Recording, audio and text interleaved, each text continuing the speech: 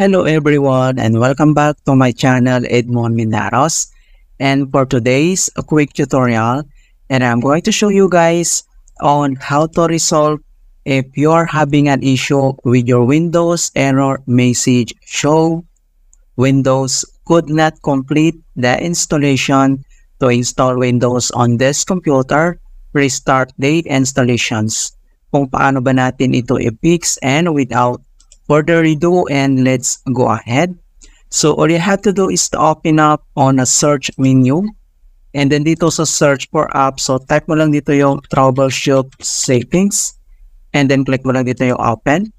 And dito sa troubleshoot settings, so under dito sa options, ay kailangan mo lang i-select dito yung other troubleshooters. So i-click mo lang yan.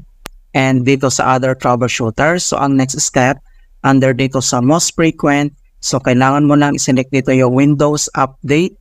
And dito lang sa right side, makikita mo dito yung run. So i-click mo lang tong run.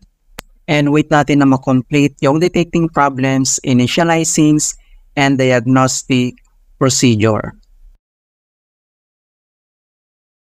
Okay, so makikita mo na dito na troubleshooting has completed. So, ang next step natin gagawin, so close lang natin tong Windows Update.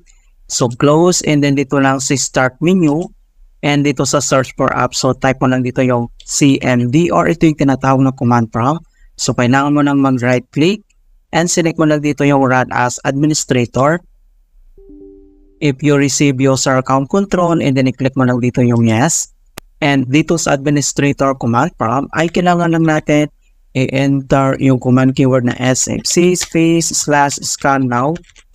So in all small letter lahat, and then yung /scan now ay one word yan, and then press mo lang enter. And makikita mo na dito na beginning system scan, this process will take some time. Beginning verifications, phase of system scan. So dito ay kailangan lang natin hintayin na ma-complete ang verifications into 100%.